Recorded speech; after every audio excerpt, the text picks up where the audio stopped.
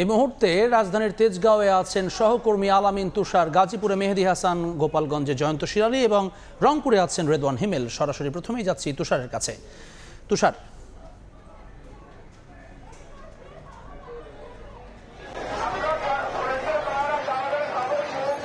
কিছুক্ষণ আগেই কিন্তু আনুষ্ঠানিকভাবে এখানকার যে কর্মসূচি সেই কর্মসূচি এখানে যারা আন্দোলনকারীরা ছিলেন অর্থাৎ ডিপ্লোমা ইঞ্জিনিয়ারে যারা শিক্ষার্থীরা ছিলেন তারা কিন্তু তাদের কর্মসূচি শেষ করেছেন। তবে এখনো কিন্তু তারা এখানে অবস্থান রেখেছেন, যদিও আমরা দেখতে পাচ্ছি যে এখানে তারা যে এখানে অবস্থান করার সময় যেই ধরনের আবর্জনা বা এগুলো পড়েছিল ফেলে ছিলেন সেগুলো তারা পরিষ্কার করার কাজ এখন করছেন।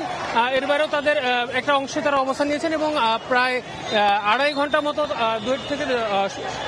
11:30 থেকে 2টা পর্যন্ত সেই আশপাশের সড়কগুলো অবরোধ করে রাখেন তারা। এবং আমরা দেখেছি যে 2টার কিছুক্ষণ আগ থেকেই কিন্তু এখানকার যে সড়কগুলো রয়েছে সেগুলোতে যান চলাচল শুরু হয়েছে। শিক্ষার্থীরা তাদের সড়ক অবরোধের যে কর্মসূচি সেটি থেকে সরে এসেছেন। তবে তাদের যে অবস্থান কর্মসূচি সেটি কিন্তু এখনো আমরা দেখতে পাচ্ছি যে শিক্ষার্থীরা তারা অবস্থান করছেন। তবে আমরা যতটুকু জানতে পেরেছি তাদের এই কর্মসূচি কিন্তু চলমান থাকবে এবং আমরা দেখব যে এখানকার যারা রয়েছেন তারা কিন্তু আমরা এখন অবস্থান রয়েছে এবং তারা বলছিলেন যে সারা দেশের তাদের যেই কর্মসূচি সেটি কিন্তু চলমান থাকবে যতক্ষণ পর্যন্ত না তাদের দাবি দেওয়া মেনে নেওয়া হবে। তারা আসলে তাদের বিভিন্ন ধরনের কর্মসূচি কিন্তু তারা চালিয়ে যাবেন, এমনটাই কিন্তু আমাদেরকে এখানে যে কারিগরি ছাত্র আন্দোলনের যারা নেতারা রয়েছিলেন তারা কিন্তু কিছুক্ষণ আগে একটি আনুষ্ঠানিক সংবাদ সম্মেলনের মাধ্যমে কিন্তু তারা বলছিলেন। এবং এখানে সার্বিক আইন শৃঙ্খলা এবং যান চলাচল রক্ষার ব্যাপারে কিন্তু এখানে যারা পুলিশ সদস্যরা রয়েছেন তারা কিন্তু এখানে অবস্থান করছেন এবং আমরা পুলিশ সদস্যদেরকে একটি ব্রিফিংও করতে দেখছি। দর্শক নিশ্চয়ই আপনারাও সেটি দেখতে পাচ্ছেন। তবে এখানে আমার যে এখানকার পরিস্থিতি দেখে যেমনটা মনে হচ্ছে যে শিক্ষার্থীরা হয়তো খুব দ্রুতই তাদের অবস্থান কর্মসূচিও হয়তো শেষ করবেন, এমনটা কিন্তু এখানে পরিস্থিতি দেখে মনে হচ্ছে। এবং পুলিশ সদস্যরা তাদের সঙ্গে নেগোসিয়েট করে দ্রুত সময়ে এইখানকার যে অবস্থান কর্মসূচির ব্যাপারে হয়তো শিক্ষার্থীদেরকে বলে যেন জনদুর্ভোগ সৃষ্টি না হয় সেই জায়গা থেকে কিন্তু তারা চেষ্টা করছেন, সেটা কিন্তু তারা আসলে চেষ্টা করছেন। তো এই ছিল এখনো পর্যন্ত তেজগাঁ থেকে আমার কাছে এখানকার আন্দোলনের সবশেষ তথ্য। আমরা চলে যাব গাজীপুরে সেখানকার সবশেষ তথ্য জানার জন্য। সেখানে আছেন আমাদের সহকর্মী মেহেদী হাসান। উপসহকারী প্রকৌশলী পদ দিয়ে গাজীপুরের সড়ক, মহাসড়ক, বিক্ষোভ এবং সবকিছু মিলে কিন্তু ক্রমে উত্তাল হচ্ছে পরিস্থিতি। কেননা আমরা গতকালও দেখেছি রেললাইন অবরোধ হয়েছে এবং আজকে গাজীপুর চৌরাস্তার মতো গুরুত্বপূর্ণ একটি জায়গা কয়েক হাজার শিক্ষার্থীরা কিন্তু এই সড়কটি অবরোধ করে রেখেছেন এবং তারা যদি বলছেন তাদের দাবি যতক্ষণ পর্যন্ত আদায় না হবে ততক্ষণ পর্যন্ত এই কর্মসূচি তারা চালিয়ে যাবেন। আমরা দেখতে পাচ্ছি কেন্দ্রীয় নেতৃবৃন্দ আসলে এখানে বক্তব্য রাখছেন। তারা আসলে তাদের যে দাবি, অর্থাৎ আজকে একটি বৈঠকের ডাক দেওয়া হয়েছিল, সেই বৈঠকে কিন্তু তাদের যে প্রতিপক্ষ বিশেষ করে বিএসসি ইঞ্জিনিয়ার যারা রয়েছেন তাদের 17 জনকে ইনভাইট করা হয়েছে এবং তাদের বিশেষ করে ডিপ্লোমা ইঞ্জিনিয়ার যারা রয়েছেন তাদের 5 জনকে যাওয়ার জন্য জানানো হয়েছে। তবে এখানে তারা বৈষম্য হয়েছে সেটি বলছেন, যেহেতু 17 জনের পাশাপাশি 5 জনকে ডাকা হয়েছে সেটিকে তারা বৈষম্যমূলক দাবি করে এই মুহূর্তে তারা সেই কর্মসূচি অর্থাৎ সেই বৈঠকটিও প্রত্যাখ্যান করেছেন, এমনটাই তারা বলছেন।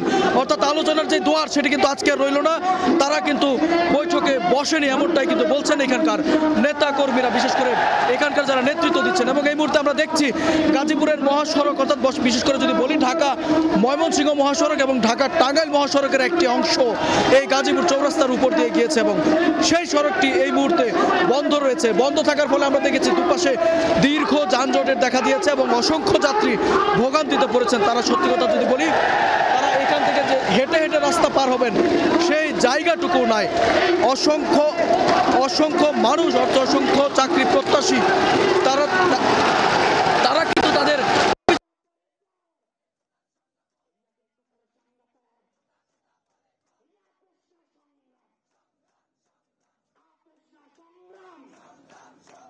কারণে কিন্তু সারা দেশ থেকে ডিপ্লোমা প্রকৌশলী করতে গাজীপুরের শিক্ষার্থীরা এখানে আসেন।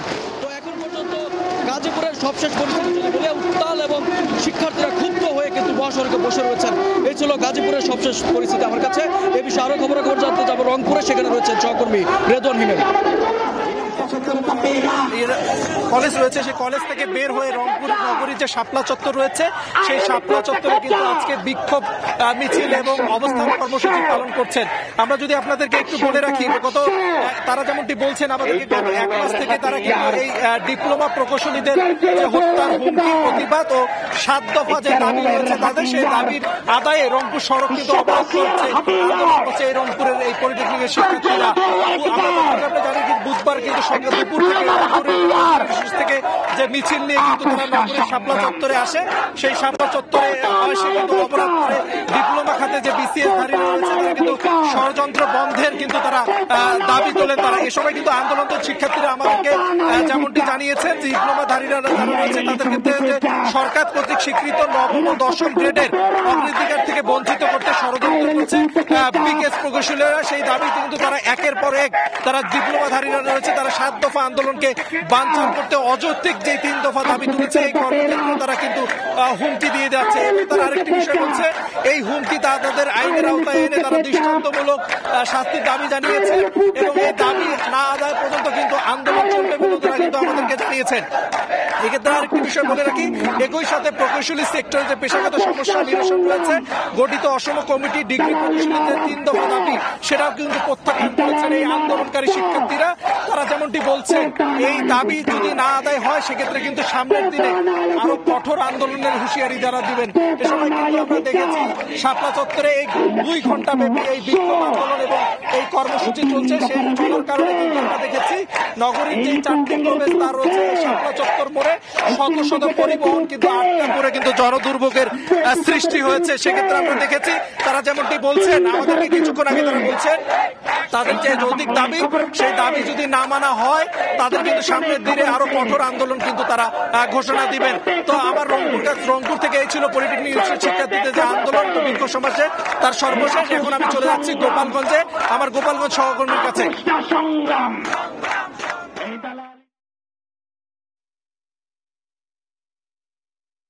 কারিগরি ছাত্র আন্দোলনের ব্যানারে দুপুর 12টা থেকে কিন্তু গোপালগঞ্জের চন্দ্রদেখলিয়ায় ঢাকা খুলনা মহাসড়কে এখানে শিক্ষার্থীরা কিন্তু অবস্থান নিয়ে আন্দোলন শুরু করেছে। তো আন্দোলন শুরু থেকে আমরা দেখেছি যে রাস্তার 2 পাশে শত শত যানবাহন আটকা পড়েছে। তারা কিন্তু তারা রাজধানীতে যেতে পারছে না এবং ঢাকা থেকে ছেড়ে আসা যে সমস্ত যানবাহন, সে সমস্ত যানবাহন কিন্তু খুলনার এদিকে যেতে পারছে না। তো ছাত্ররা কিন্তু এখানে বিভিন্ন স্লোগান দিচ্ছে এবং তারা এখানে 3টি দাবির কথা জানিয়েছে। ডিপ্লোমা প্রকৌশলীদের প্রকাশ্যে গুলি করে হত্যার হুমকি, প্রকৌশলী সেক্টরে পেশাগত সমস্যা নিরসনের লক্ষ্যে গঠিত অসম কমিটির প্রত্যাখ্যান এবং ডিগ্রি প্রকৌশলীদের অযৌক্তিক 3 দফা দাবি রাষ্ট্রপক্ষ কর্তৃক প্রত্যাখ্যানের দাবি তারা কিন্তু তুলেছেন। তারা বলেছেন যে এই দাবি যতক্ষণ মেনে নেওয়া না হবে তারা কিন্তু এই রাজপথ ছাড়বেন না। এছাড়াও শিক্ষার্থীরা যেটি জানিয়েছে, তারা 12টা থেকে আন্দোলন শুরু করলেও এই আন্দোলনের কিন্তু তাদেরকে এই আন্দোলন স্থলে কিন্তু প্রশাসন বা কোনো তরফ থেকেই তাদেরকে কোনো ধরনের আশ্বাস দেওয়া হচ্ছে না যে তাদের এই আন্দোলন তুলে নেওয়ার জন্য। এছাড়া আমরা এই আন্দোলনের সময় যেটি দেখেছি যে সমস্ত গাড়ি আটকা পড়েছে এর মধ্যে জরুরি সেবার যে সমস্ত পরিবহন রয়েছে, যেমন অ্যাম্বুলেন্স, জরুরি ঔষধ পরিবহন এবং অসুস্থ যারা রয়েছে সে সমস্ত রোগীদেরকে কিন্তু তারা ছেড়ে দিয়েছে। তো শিক্ষার্থীরা যে কথা বলেছেন যে সারা বাংলাদেশের যে আন্দোলন সেখানে 4টি দফা থাকলেও তারা মূলত যে 3টি দফা, এই 3টি দফার কথা তারা এখানে বলছেন। তারা বলছেন যে প্রশাসন যদি আশ্বাস দেয় তাহলে সেই আশ্বাসেই তারা কিন্তু এখান থেকে এই যে আন্দোলন করছে, অবস্থান কর্মসূচি চালিয়ে যাচ্ছে, সেই কর্মসূচি থেকে তারা সরে যাবেন। তো এই ছিল আমার কাছে গোপালগঞ্জে ডিপ্লোমাধারীদের আন্দোলনের সর্বশেষ। পলিটেকনিক শিক্ষার্থীদের আন্দোলনের সবশেষ খবর জানাতে সরাসরি যুক্ত ছিলাম গোপালগঞ্জ, তার আগে রংপুর এবং গাজীপুর এবং রাজধানীর থেকে।